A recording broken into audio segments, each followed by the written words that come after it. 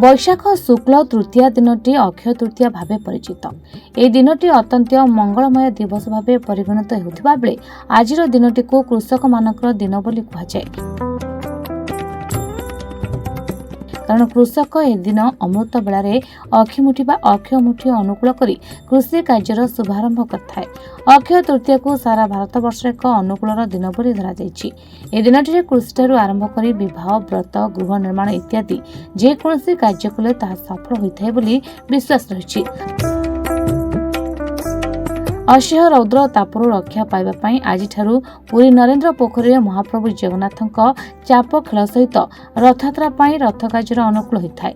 सेहिपरि आजिर दिन रे चासी हळदी चंदन सिंदूर बोळाधान विभिन्न पूर्ण नुआ गौणी को शंख हुलहुली मध्यरे मुंडरे थोई एवं अन्य एक नूतन टोकेरे पिठा नहीं हल लंगर धरी दुनिया को आहार जोगेबा लक्ष्य नहीं बिल को हल नहीं आजिर पवित्र दिन रे घरू बाहरिछि चासी।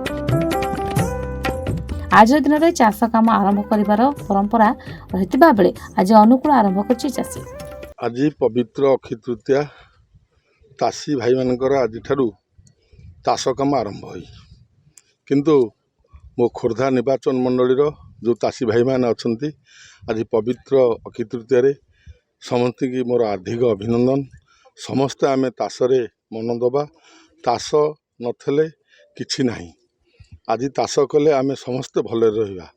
मु खोर्धार जेते मोर चाषी भाई मैंने अच्छा मु समस्त की अनुरोध करुच्ची आपण आगामी दिन में चाष करंतु एवं से मु तुम सांगरे चाषी भाई होकी अच्छी एवं ये पवित्र अक्षय तृतीया आज मोर भी मु विधानसभा आपण पाखे आपण मैंने मत ठिया करछंती एवं मोर बाल्टी चिन्ह आज ठारू भी मु ये पवित्र अक्षय तृतीया मो चाष काम अनुकूल करिया परे भी मोर आज प्रचार काम आज ठारू बाल्टी चिन्ह रे आपण माने समस्ते भोट देबे।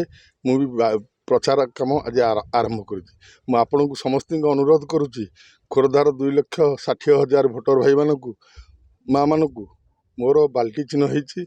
आपण माने मते आशीर्वाद करंतु एवं सहयोग करंतु। निश्चित एठारे आमे स्वाधीन प्रार्थी हिसाब रे विजय लाभ करिबा।